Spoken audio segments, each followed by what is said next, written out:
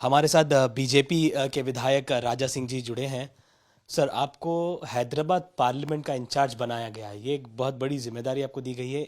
एक तरफ, दूसरी तरफ आप फेस करेंगे असद ओवैसी को, जो हैदराबाद पार्लियामेंट के रिप्रेजेंट कर रहा है अभी इस वक्त फिलहाल।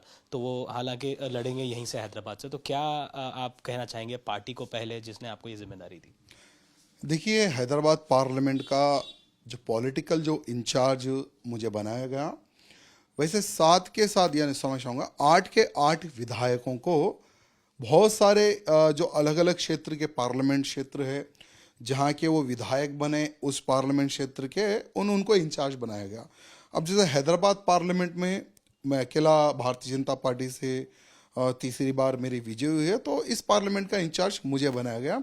इंचार्ज का मतलब होता है कि पार्टी को हर बूथ लेवल से मजबूत करना और जो नाराज़ है कार्यकर्ता उनको एक्टिव करना फिर से पार्टी में, और किस प्रकार से हम हैदराबाद पार्लियामेंट को जीत सकते हैं उसके ऊपर प्लानिंग करके पूरा केंद्र को रिपोर्ट भेजना, ये इंचार्ज का काम होता है। पूरी तेलंगाना में सर पार्लियामेंट की टक्कर सांसद जो लड़ेंगे कैंडिडेट्स के बीच अलग होगी। हैदराबाद में अलग होगा क्योंकि हैदराबाद में एक तरफ हम देखते हैं एआईएमआईएम के अध्यक्ष होंगे, जो अपनी पार्लियामेंट क्षेत्र को रिप्रेजेंट करेंगे, जहां पर उनके 7 विधायक ऑलरेडी हैं।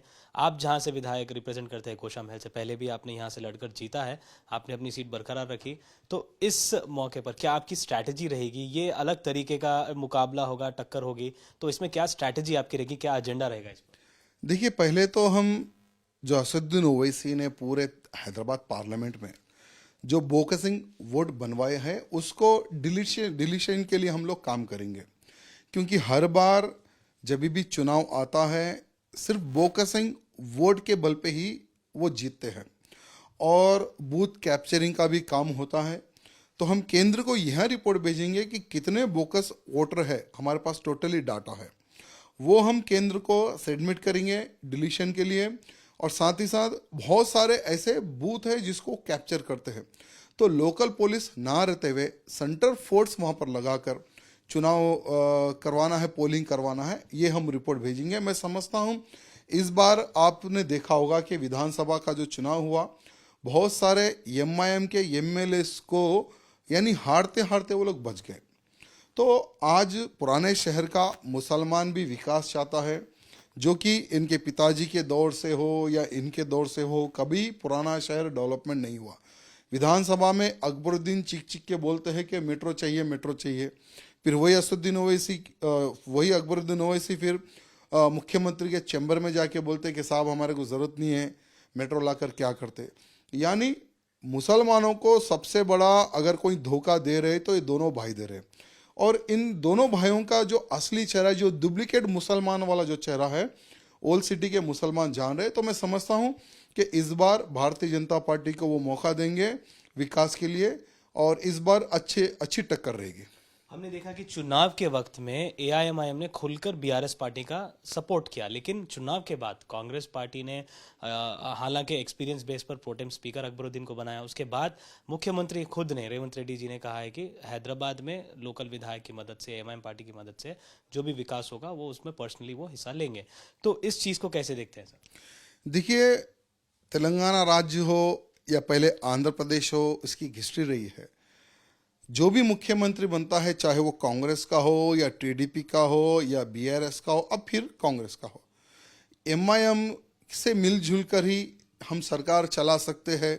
नहीं तो कम्युनल वायलेंस हो सकते हैं, नहीं तो और कुछ हो सकता है। ऐसा ये लोग मुख्यमंत्रियों को डरा कर, धमका कर ये लोग उनका सपोर्ट ले लेते हैं, और विधानसभा में कुछ और बात करते हैं और मुख्यमंत्री के चैम्बर में ये लोग कुछ और बात करते हैं। मुख्यमंत्रियों के जो घर होते हैं वहाँ पर जाकर असदुद्दीन ओवैसी अलग बात करते हैं।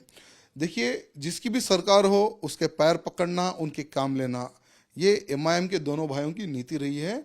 और मैं समझता हूँ कि कल तक जिस बीआरएस का झंडा उठाकर ये लोग चलते थे, नेक्स्ट जो पार्लियामेंट का जो चुनाव आ रहा है, ये लोग कांग्रेस के समर्थन में रहेंगे।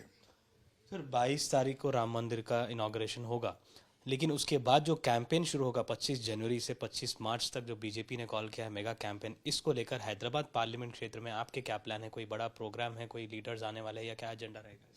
हमारा 22 तारीख के दिन भी बहुत बड़ा कार्यक्रम निज़ाम कॉलेज में है, और उसके बाद में भी बहुत सारे विधानसभाओं में हम लोग प्रचार का कार्यक्रम हम लोग प्रारंभ करें, और हर विधानसभा में एक एक बस केंद्र की तरफ से आई है कि केंद्र की योजनाएं किस प्रकार से होगी, उसका प्रचार के लिए भी बस हम पूरी विधानसभाओं में उसको घुमाने वाले हैं। और बहुत ही अच्छे से इस बार प्रचार के ऊपर हमारा प्लान हो रहा है। और 22 तारीख के दिन राम मंदिर का उद्घाटन है, और बहुत सारे सांसदों को इनविटेशन गया है। मैं असदुद्दीन ओवैसी को भी ये कहना चाहूँगा कि एक बार आप जाकर रामलला के दर्शन आप करेंगे तो मैं समझता हूँ कि आपकी बुद्धि में थोड़ा परिवर्तन आएगा।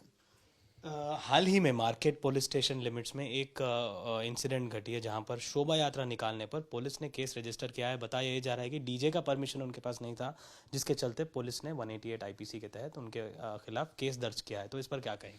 मुंडा मार्केट पुलिस स्टेशन में बहुत सारे राम भक्तों पर, भारतीय जनता पार्टी के कार्यकर्ताओं पर एफआईआर हुआ है। 29 दिसंबर के दिन वहाँ अक्षद डिस्ट्रीब्यूट का कार्यक्रम वो लोग लगाए थे, ऑलरेडी परमिशन के लिए डाल चुके थे, लेकिन पुलिस जानबूझकर परमिशन में लेट करी। ऑलरेडी डिसाइडेड थी कि हमें एफआईआर करना है इन राम भक्तों पर, तो उन्होंने एफआईआर किया है। देखिए, तेलंगाना में चेहरा बदला है लेकिन नीति नहीं बदली। नीति यही है कि राम भक्तों पर जुल्म करो और जितने हो सके उतने एफआईआर करो। जो बीआरएस जो काम करी वही अब कांग्रेस काम करेगी। लेकिन एक बात कहना चाहूँगा हमारे रेवंत रेड्डी जी से, हम जब नहीं डरे तो अब क्या डरेंगे। भले ही आप कितने भी राम भक्तों पर कितने भी एफआईआर क्यों ना कर लो, हर वो राम भक्त के साथ हम खड़े रहेंगे, हर वो प्रकार से। धन्यवाद सर हमसे बातचीत करने के लिए। तो ये थे बीजेपी के विधायक कुशामहल से राजा सिंह जी। कैमरा पर्सन सूर्या के साथ अब्दुल बशीर, हैदराबाद।